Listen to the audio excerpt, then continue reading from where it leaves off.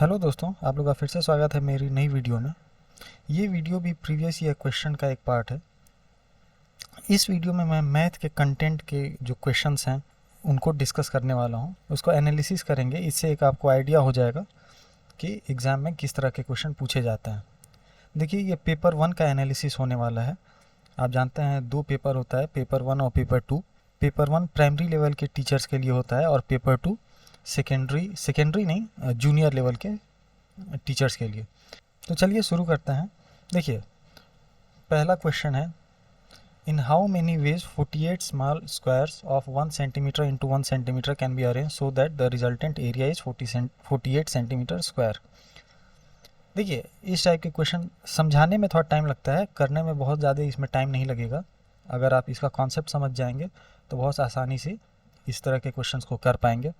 कह रहा है कि 1 सेंटीमीटर इंटू 1 सेंटीमीटर के ब्लॉक हैं, 1 सेंटीमीटर और 1 सेंटीमीटर के ब्लॉक हैं, टोटल 48 ब्लॉक्स हैं।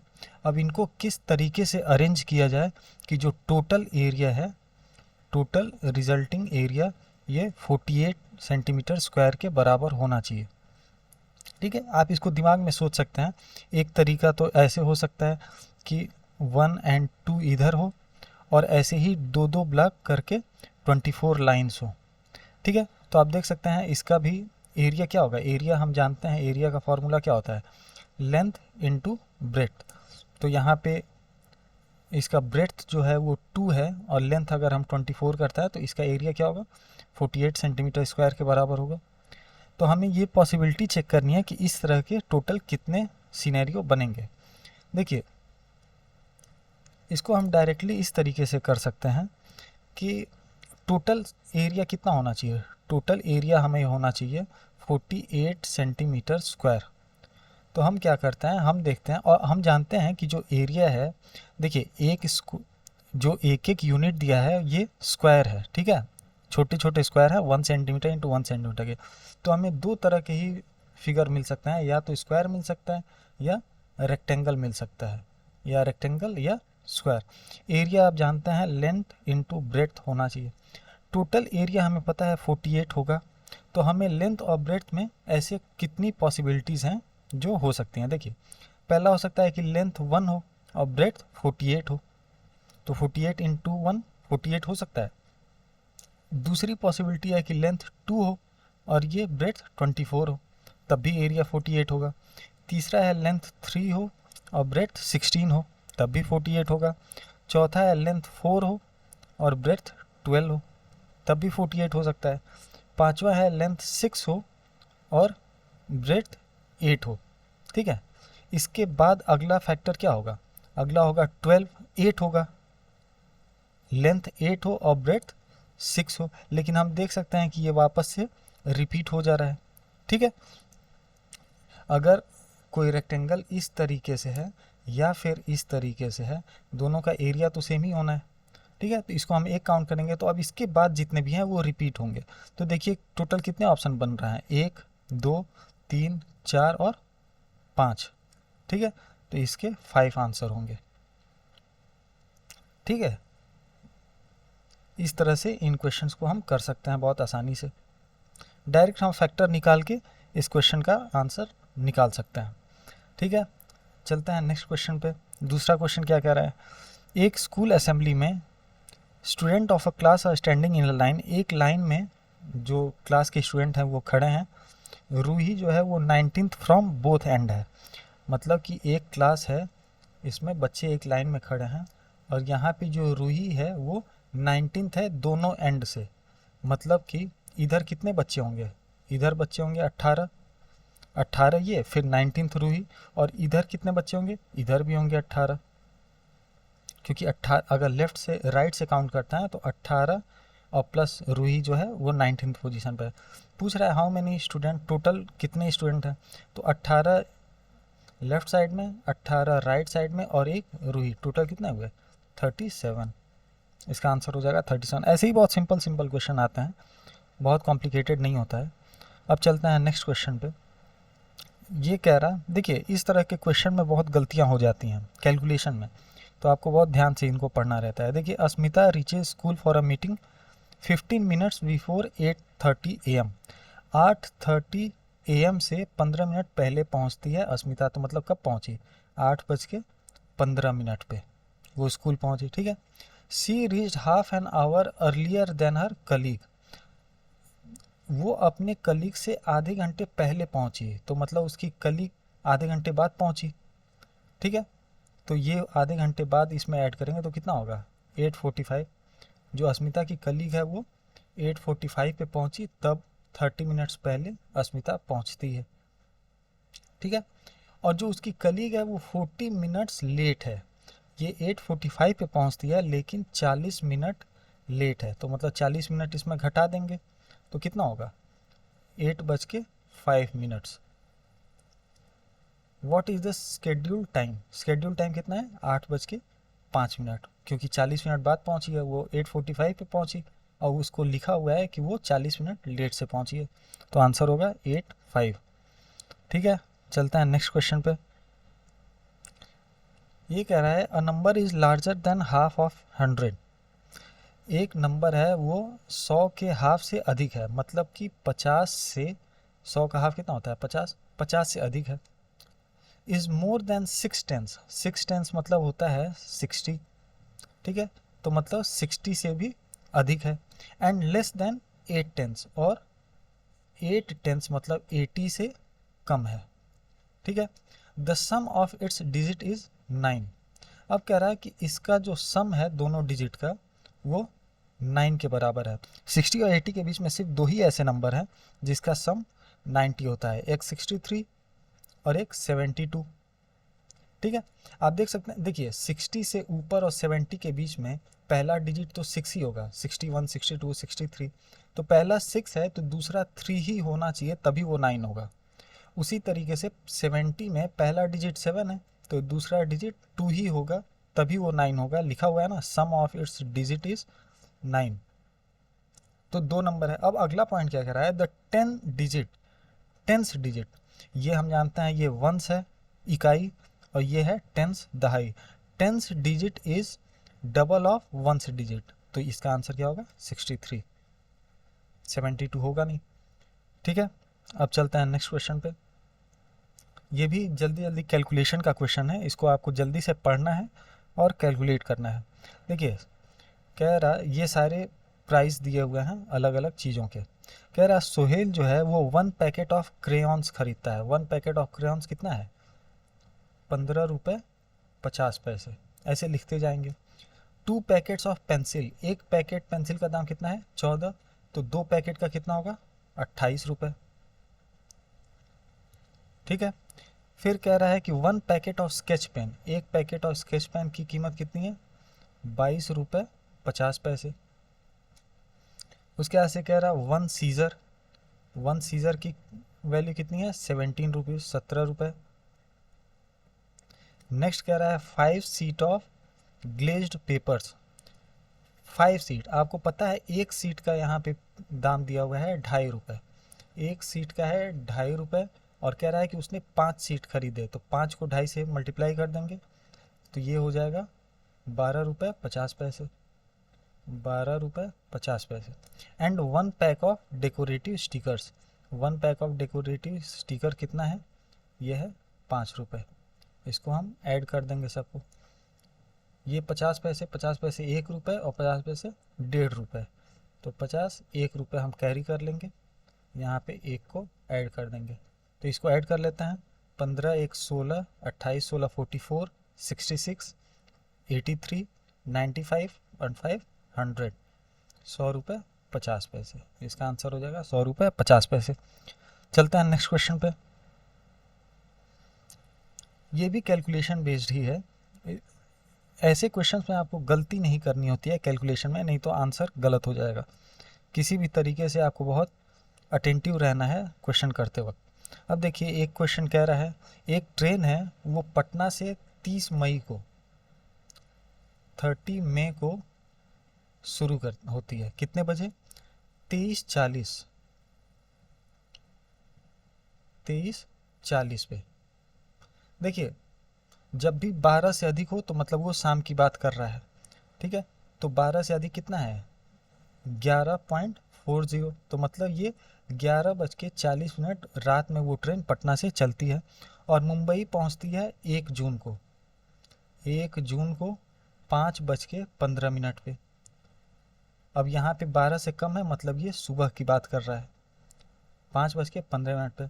अब इसके बीच में आप जानते हैं कि मई जो महीना होता है वो 31 दिनों का होता है, ठीक है, मई महीना 31 दिनों का होता है। ये छोटी छोटी चीज़ों को आपको ध्यान देना है।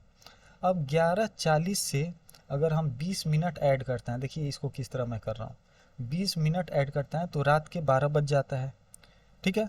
और फिर पूरे 24 घंटे, तो 31 मई के रात के 12 बजे तक ये 24 घंटे होगा। और उसके बाद से 1 जून को 5 घंटे 15 मिनट एक्स्ट्रा, इसको हम टोटल को ऐड कर देंगे तो टोटल टाइम हो जाएगा, ये हो जाएगा 35 और 24 5 29, 29 घंटे 35 मिनट, इसका आंसर हो जाएगा। ठीक है, अब चलते हैं नेक्स्ट क्वेश्चन पे। जितना बड़ा ये क्वेश्चन दिख रहा है, जब बहुत लेंदी पढ़ने में क्वेश्चन होता है तो उसके आंसर उसी क्वेश्चन में छुपे होते हैं, आपको ध्यान से पढ़ना होता है, ठीक है। कह रहा है कि इन अ 5 डिजिट नंबर, कोई नंबर है जो कि 5 डिजिट का है, हमने ऐसे लिख लिया कि 5 डिजिट का कोई एक नंबर है।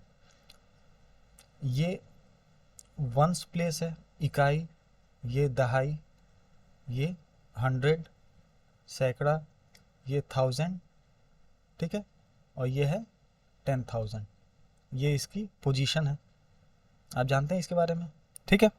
कह रहा है कि जो 100 प्लेस है वो 3/4 of the digit at 10,000 place, 10,000 पे जो भी नंबर है उसका 3/4 100 होगा, ठीक है। अभी इसको स्किप करते हैं।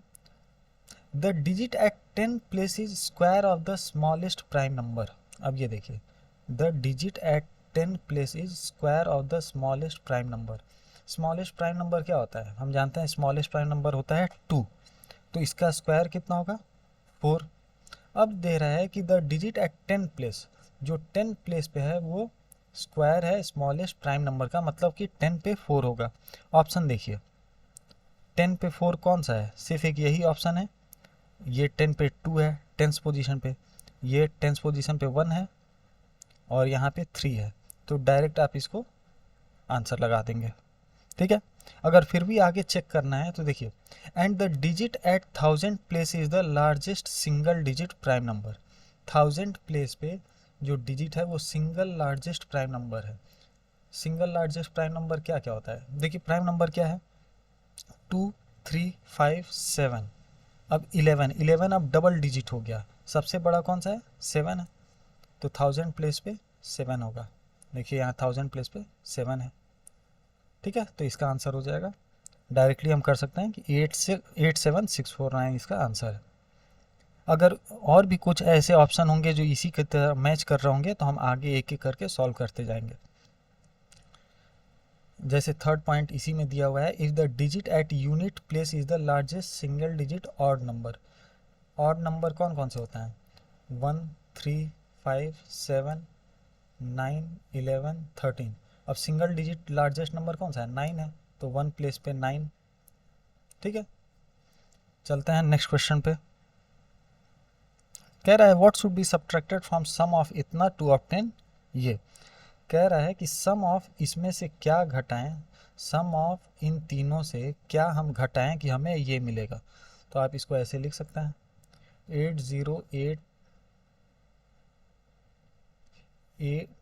सॉरी 8008 8088 और 8808, इन तीनों का पहले सम निकाल लेते हैं। तो ये हो जाएगा 24, ये 10, ये 9 और ये 24।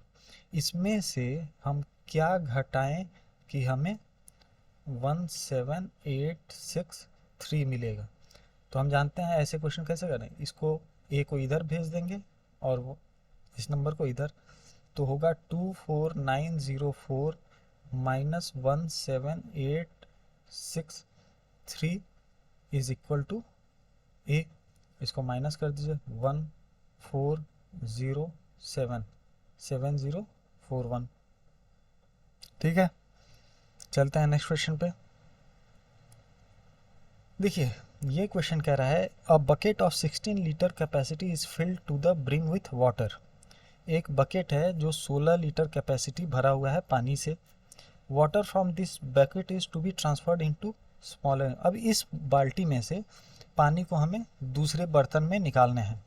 अ mug filled to capacity has to be dipped 50 times.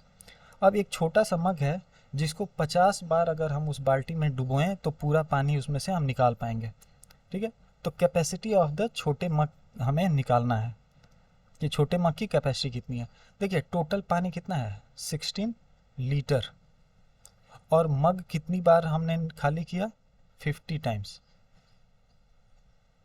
ठीक है, तो ऐसे टोटल पानी कितना है 16 लीटर, उसको मिलीलीटर में चेंज कर देते हैं तो 16,000 मिलीलीटर पानी है। और 50 बार में ये ख़त्म होता है तो इसको हम 50 से डिवाइड कर देंगे, हमें मिलेगा 320 मिलीलीटर।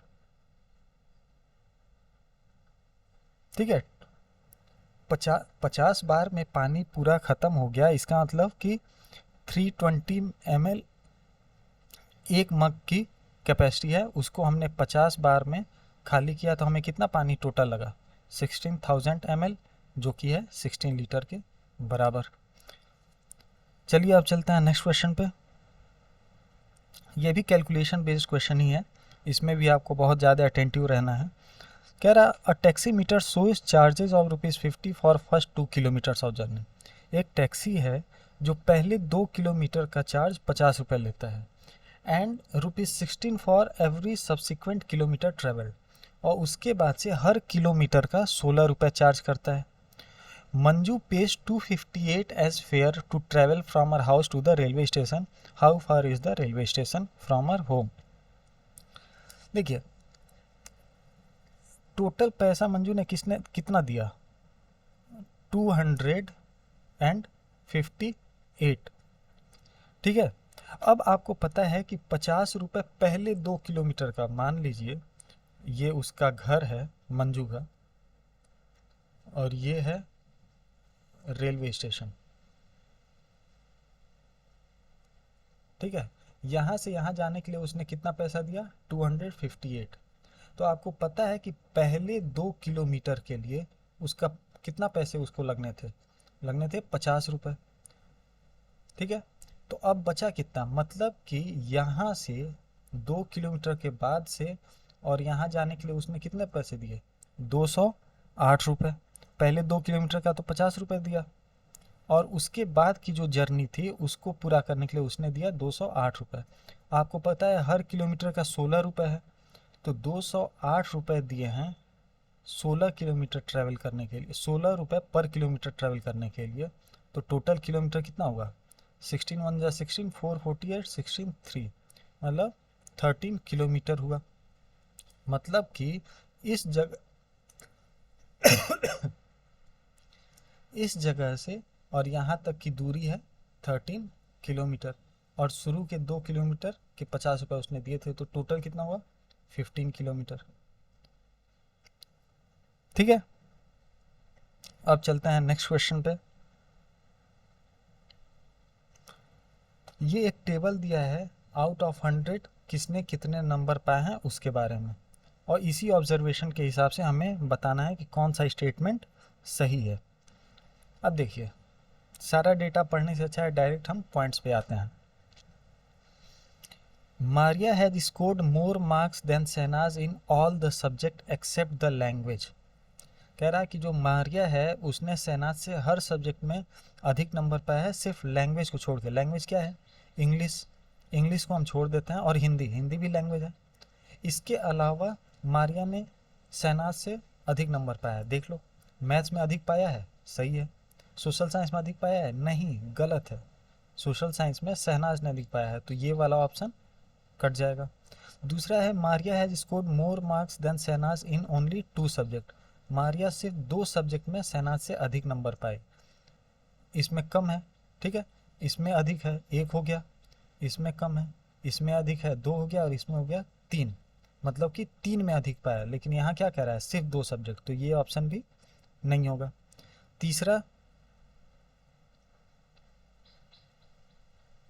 तीसरा है Shehnaz aggregate marks in maths and science are more than Maria's aggregate marks in the subject. Shehnaz के मैथ और साइंस, मैथ कितना है 78 और साइंस 82। शहनाज के मैथ्स एंड साइंस के नंबर मारिया के मैथ एंड साइंस के नंबर से अधिक है।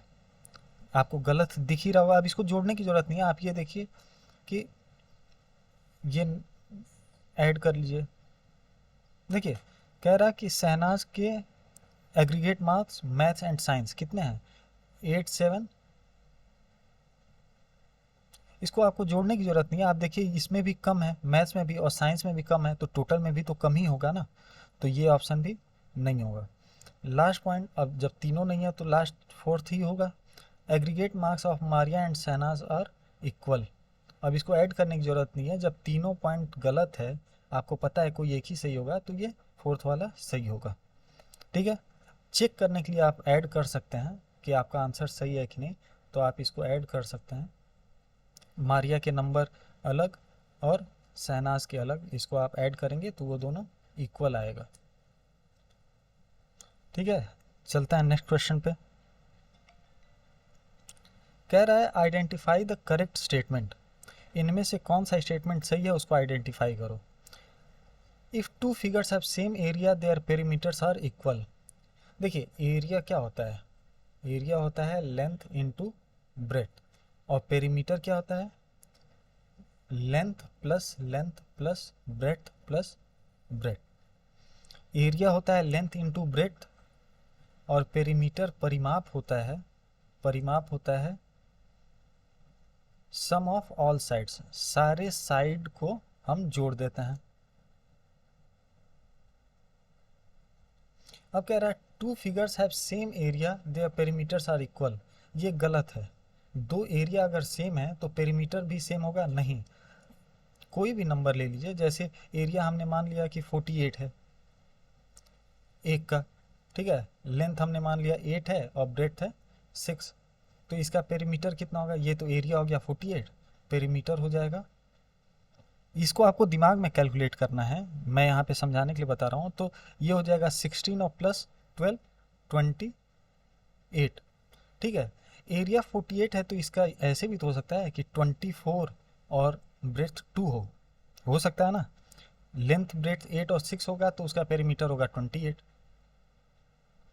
अगर एरिया लेंथ और ब्रेथ 24 और 2 हम माने तब भी एरिया कितना है 48 है, लेकिन इसका पेरीमीटर कितना होगा 24 प्लस 2 26 और 2 52 हो जाएगा, तो पेरीमीटर तो इक्वल नहीं है, तो ये पहला वाला ऑप्शन नहीं होगा।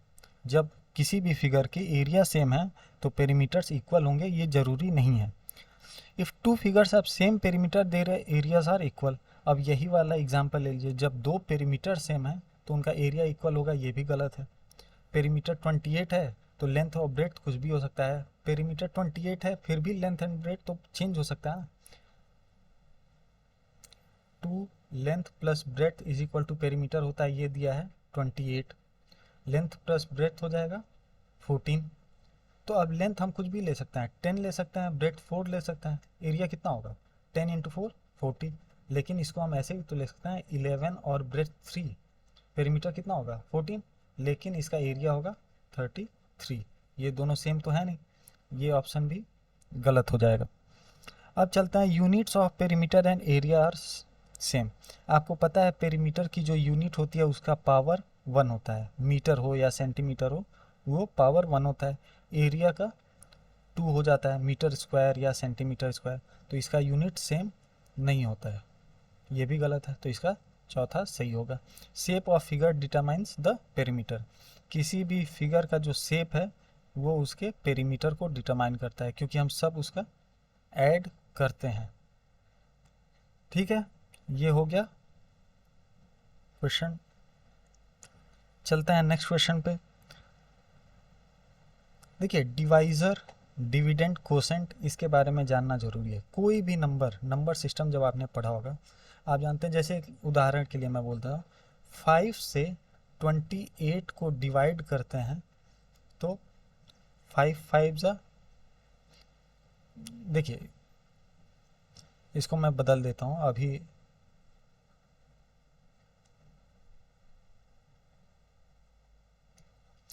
कोई भी एक एग्जांपल ले लीजिए, कोई एक नंबर है,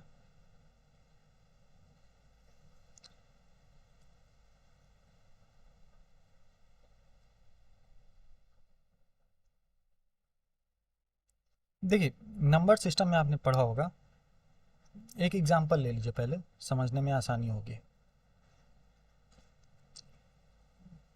मान लीजिए 6 से हमने 28 को डिवाइड किया, हम इसी तरीके से डिवाइड करते हैं, हम जानते हैं 4 टाइम्स में कितना होगा 24, रिमाइंडर बचा 4, ठीक है। इसको हम बोलते हैं भाजक, इंग्लिश में कहते हैं डिवाइज़र, ठीक है। ये जिस नंबर को हम डिवाइड कर रहे हैं इसको कहते हैं डिविडेंड, ठीक है।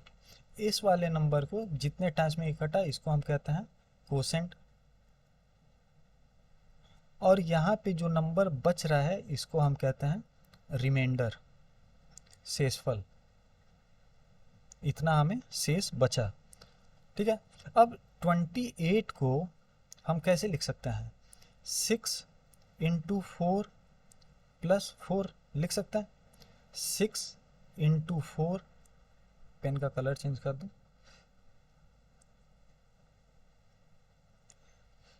6 इंटू 4 और प्लस 4, 28 होता है। आप देख सकते हैं ये जो डिविडेंड है, डिविडेंड इज इक्वल टू होता है divisor into quotient plus remainder, यही तो होता है। इसको आप अपने दिमाग में आराम से बैठा लीजिए, dividend is equal to divisor into quotient plus remainder, ठीक है। अब चलते हैं जो क्वेश्चन कह रहा है, ये क्वेश्चन क्या कह रहा है, the divisor is 5 times the quotient, जो डिवाइज़र है ये है 5 times the quotient, and quotient and twice the remainder, और डिवाइज़र जो है ये है ट्वाइस, 2 टाइम्स रिमाइंडर, ठीक है। If the remainder is 5, remainder दिया हुआ है कितना है 5, तो डिवाइज़र कितना हो जाएगा 5 इंटू 2, ये हो जाएगा 10, तो हमें मिल गया डिवाइज़र जो है वो है 10। जब डिवाइज़र 10 है तो कोसेंट कितना होगा, कोसेंट हो जाएगा आपका 2। आप यहाँ से देखिए डिवाइज़र 10 है तो 10 इज इक्वल टू 5q, तो q इज इक्वल टू 10/5, ये हो गया 2 के बराबर। अब हमें मिल गया रिमाइंडर मिल गया, डिवाइज़र मिल गया और कोसेंट मिल गया। हमें चाहिए क्या, व्हाट इज़ द नंबर, मतलब कि हमें डिविडेंड निकालना है।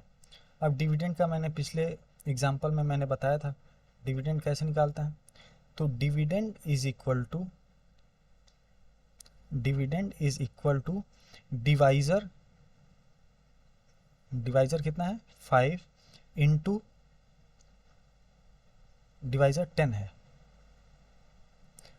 10 इंटू कोसेंट, कोसेंट कितना है 2 प्लस रिमाइंडर 5, तो 10 2 ज़ा 20 और प्लस 5 25, डिविडेंड कितना है नंबर 25।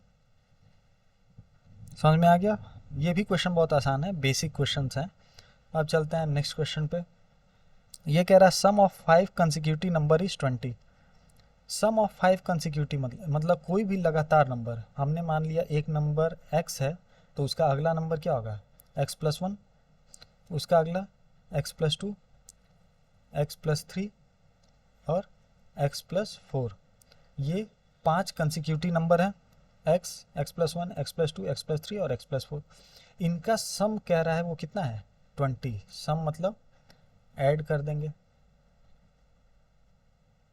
इनको जोड़ेंगे तो 20 आएगा, तो आप इसको जोड़ लीजिए 1 2 3 4 5, 5x plus 4 3 2 1, 4 3 7 2 9 1 10 is equal to 20, x is equal to 10/5 is equal to 2। मतलब कि जो नंबर है वो कौन कौन से हैं 2 3 4 5 एंड 6। x यहाँ पे 2 रखिए, पहला नंबर x था तो वो हो गया 2, अगला था x+1 तो ये हो गया 3, x+2 ये हो गया 4, x+3 ये हो गया 5 और x+4 ये हो गया 6। सारे नंबर कह रहा है what is the sum of first 3 consecutive number, पहले 3 के सम कितना है, 4 + 3 + 2 9। ठीक है, अब चलते हैं नेक्स्ट क्वेश्चन पे। देखिए ये भी क्वेश्चन अच्छा है लेकिन आसान है, सिंपल है। एक वायर है वो एक स्क्वायर के फॉर्म में है। मान लीजिए एक वायर है जो कि एक स्क्वायर के फॉर्म में है। इसने एरिया 144 सेंटीमीटर स्क्वायर को कवर किया है इस वायर ने। तो हमें चाहिए एक साइड, ठीक है, एक साइड कितना होगा, आप जानते हैं area of square is equal to होता है ए स्क्वायर, साइड का स्क्वायर। एरिया हमें पता है 144 है, is equal to a square. तो यहाँ से ए हो जाएगा √144 जो कि होगा 12। तो हमें पता चल गया कि जो एक साइड है वो कितना है 12 सेंटीमीटर। ठीक है, तो ये भी कितना होगा 12 सेंटीमीटर, ये भी हो जाएगा 12 सेंटीमीटर और लास्ट वाला भी 12 सेंटीमीटर। ठीक है, अब क्वेश्चन क्या कह रहा है, देखिए how much area is enclosed if the same wire is bent in the form of a rectangle of length 16 centimetre. अब कह रहा कि अगर एक इसी तार की मदद से, इसी वायर की मदद से एक रेक्टेंगल बनाया जाए जिसकी लंबाई 16 सेंटीमीटर है तो एरिया कितना होगा। तो एरिया हम क्या जानते हैं, लेंथ इनटू ब्रेड्थ। अब लेंथ तो हमें पता है कि 16 दिया हुआ है, ब्रेड्थ हम कैसे निकालेंगे। अब देखिए तार दोनों में तो सेम यूज़ हुआ है ना, तो इसका पेरीमीटर निकाल लेते हैं। पेरीमीटर क्या होगा, तो सम ऑफ ऑल साइड 12 + 12 + 12 और +12, 4 साइड हैं, सबका सम ये हो जाएगा 48 सेंटीमीटर। ठीक है, तो यहाँ पे इस रेक्टेंगल का पेरीमीटर कितना होगा, वही तार इस्तेमाल किया गया है। अगर इस तार की लंबाई 48 सेंटीमीटर है दिया हुआ है तो इस वाले तार की भी लंबाई कितनी होगी 48 सेंटीमीटर। तो पेरीमीटर इज इक्वल टू, हम जानते हैं 2 length plus 2 breadth, sum of all side होता है ना, ये लेंथ और ये चौड़ाई चारों का सम। पेरीमीटर हमें पता है कि होगा 48, लेंथ हमें पता है 16 + 16 + 2b। यहाँ से 48 - 32 इज इक्वल टू 2b। तो b हो जाएगा, b इज इक्वल टू 16/2 मतलब कि 8 सेंटीमीटर। तो इसकी जो ब्रेड्थ है वो कितनी है 8। एरिया हमें निकालना है, लेंथ हमें दिया हुआ है 16 और ब्रेड्थ है 8, इसको मल्टीप्लाई कर दीजिए। एरिया का फॉर्मूला लेंथ इंटू ब्रेड्थ होता है, 8 × 6 = 48, 4 8 × 1 = 8, 4 12 128 सेंटीमीटर स्क्वायर इसका एरिया हो जाएगा। थर्ड इसका ऑप्शन हो गया। समझ में आ गया होगा। ठीक है, अब नेक्स्ट क्वेश्चन है, हमें बताना है largest and second largest fraction. देखिए फ्रैक्शन में असेंडिंग ऑर्डर डिसेंडिंग ऑर्डर करने का 2 तरीका होता है। असेंडिंग ऑर्डर क्या होता है, छोटे से बड़ा, और डिसेंडिंग ऑर्डर क्या होता है, बड़े से छोटा। ये तो आप जानते हैं, जो भी निकालने को कहे वो हम निकाल सकते हैं। नंबर दिया हुआ है कि 2 7 2 8 3 5 7, इसको अरेंज करना है असेंडिंग ऑर्डर में। आप बहुत आसानी से कर लेंगे, 2 3 5 7 8। इसी नंबर को डिसेंडिंग में करना है तो 8 7 5 3 2। क्योंकि हमें नंबर पता है तो हम डायरेक्ट बता सकते हैं कौन सा बड़ा है या कौन सा छोटा है। लेकिन यही क्वेश्चन फ्रैक्शन में पूछेगा, डायरेक्टली तो पूछेगा नहीं। अब जब फ्रैक्शन में इस तरह से पूछता है न्यूमरेटर डिनोमिनेटर के साथ, तो 2 तरीका होता है क्वेश्चन करने का। पहला, जब नीचे जो नंबर हैं ये छोटे डिजिट्स हैं, मतलब 9 से कम है, तो हम क्या कर सकते हैं, हम एलसीएम निकाल सकते हैं। जैसे 6, 4, 2, 3, 5 का एलसीएम क्या होगा, एलसीएम तो जानते हैं ना, 6, 4, 2, 3, 5, ये नंबर डिनोमिनेटर में है, इसका एलसीएम क्या होगा, एलसीएम होता है सबसे छोटा नंबर जो इन सब से कट जाए, लीस्ट कॉमन मल्टीपल। अब सबसे बड़ा नंबर क्या है, 6 है, तो 6 को आप आगे मल्टीप्लाई करते जाइए, देखिए किससे कटेगा। तो आपको पता है कि 6 5 होता है 30, 30 से पहले और कोई नंबर ऐसा नहीं है जिसके लास्ट डिजिट में 0 आए। लास्ट डिजिट यूनिट डिजिट में 5 तो आएगा ही नहीं कभी 6 में, 6 के मल्टीपल में 6 1 6, 12, 18, 24 और 30, यूनिट डिजिट कभी भी 5 नहीं आएगा, तो वो 5 से कैंसिल होगा नहीं। तो 30 पहला नंबर है। अब देखिए 30 सबसे कट रहा है, 6 से कट जाएगा, 4 से नहीं कटेगा, 4 से नहीं कटेगा, ठीक है। तो अगला जो नंबर है वो है 60। अब 6 से 60 कट जाएगा, 4 से भी कट जाएगा, 2 से भी, 3 से भी और 5 से भी, तो इसका एलसीएम है 60। आप किसी और तरीके से एलसीएम जानते होंगे तो आप उस तरीके से एलसीएम निकाल सकते हैं। इसका एलसीएम हो गया 60, ठीक है। अब एलसीएम को हम मल्टीप्लाई कर देंगे सारे नंबर से, तो मतलब हो गया 5/6 इंटू 60, तो ये 10 कितना होगा 50। उसी तरीके से 3/4 इंटू 60, तो ये हो जाएगा 45। फिर तीसरा नंबर है 1/2 इंटू 60, तो ये हो जाएगा 30। चौथा नंबर है 2/3 इंटू 60, एलसीएम से हम मल्टीप्लाई कर रहे हैं, तो ये हो जाएगा 40। और लास्ट वाला है 3/5 इंटू 60, ये हो जाएगा 36। तो आपको नंबर मिल गया। नंबर कौन कौन से हैं, नंबर हैं 50, 45, 30, 40 और 36। पूछ रहा है the largest and second largest, सबसे बड़ा क्या है 50 और सेकेंड लार्जेस्ट 45, मतलब कि 5/6 और 3/4 सबसे बड़े नंबर हैं, तो 5/6 एंड 3/4 आप आंसर कर देंगे, ठीक है। बड़े से छोटा पूछा है, सबसे लार्जेस्ट पूछ रहा है। अब अगर हम बात करें दूसरे मेथड का, एक मेथड एलसीएम निकाल के, अगर आप एलसीएम नहीं निकालना चाहते हैं तो ऐसे क्वेश्चन मैक्सिमम जब नीचे जो नंबर्स हैं ये बहुत बड़े डिजिट दिए हुए हों तो एलसीएम निकालना बहुत मुश्किल हो जाता है, टाइम भी लगता है। तो ऐसे क्वेश्चन को हम डायरेक्टली डिवाइड कर देते हैं। जैसे 5/6, 3/4, 1/2, 2/3 और 3/5, ये 5 नंबर हैं, हम उसको 1 डेसिमल तक डिवाइड कर देते हैं। अब डिवाइड करने के लिए सबसे पहले हम क्या करेंगे कि नीचे वाले से ऊपर वाले को बड़ा कर देंगे। हम क्या करते हैं, इंटू 10 मल्टीप्लाई कर देते हैं, ठीक है। सबको हमने 10 से मल्टीप्लाई कर दिया, सब में किया तो उसमें कोई चेंज नहीं आएगा, ठीक है। अब हम देखिए 6 8 टाइम्स में 48 होता है, 8 पॉइंट कुछ होगा, 6 8 जा 48, 2 20, 6 3 जा 18, 8.3 के लगभग ये आएगा। दूसरा 4 7 जा 28, 2 20, 4 5 जा 20, दूसरा आएगा 7.5 के करीब। तीसरा आएगा 5, चौथा आएगा 6.6 और पांचवा आएगा 6। अब आप देखिए सबसे बड़ा क्या है 8.3, तो सबसे बड़ा नंबर होगा 5/6। दूसरा है सबसे बड़ा 7.5, तो ये है 3/4, तो 5/6 एंड 3/4, इसको आसानी से इस तरीके से कर सकते हैं।